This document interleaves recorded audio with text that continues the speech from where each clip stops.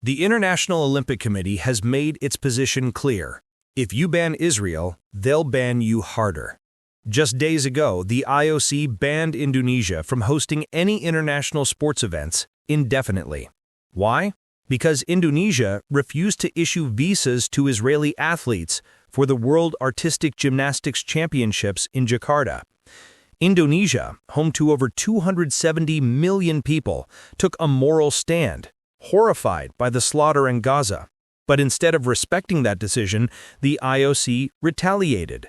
They declared that Indonesia will no longer be allowed to host Olympic-related events, and they urged all global sports federations to blacklist Indonesia from future tournaments.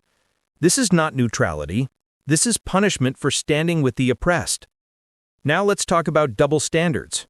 In 2022, Western nations imposed over 23,000 sanctions on Russia.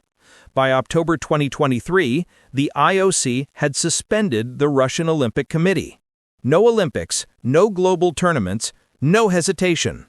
But when it comes to Israel, any attempt to impose sanctions is met with outrage, not just from Western governments, but from so-called international bodies like the IOC. UEFA's president recently rejected calls to ban Israeli athletes, even while expressing sorrow over civilian deaths in Gaza. This loyalty to Israel is creating a global divide. The West represents just 13% of humanity, while 76% of the world lives in Asia and Africa. And 87% of people live outside the West altogether. Yet criticism of Israel is restricted in Germany. And similar laws are being passed in the US, Australia, and other Western nations. Let's look at the facts on the ground.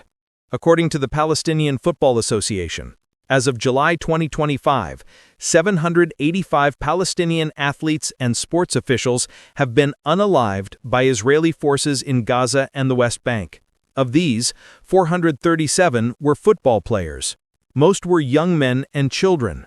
Just last month, 40 athletes were unalived. 9 more died in the first weeks of August alone. This is not collateral damage. This is a systematic assault on sport itself. In the West Bank, over 1,000 civilians have been unalived in the past 2 years. During the olive harvest, Palestinian farmers were blocked from accessing their own land. Elderly women were beaten with clubs by Israeli settlers. Their only crime? Trying to pick olives from their ancestral groves. Meanwhile, Israel continues to occupy 58% of Gaza despite ceasefire agreements. Homes are demolished using explosives and bulldozers, entire families buried under rubble. Over 70,000 Palestinians have been confirmed unalived since the war began. Thousands more are still missing. And yet Israeli athletes continue to compete, unchallenged, unpunished, unaccountable. This is not justice. This is impunity. Let's look at history. Countries have been banned from the Olympics before.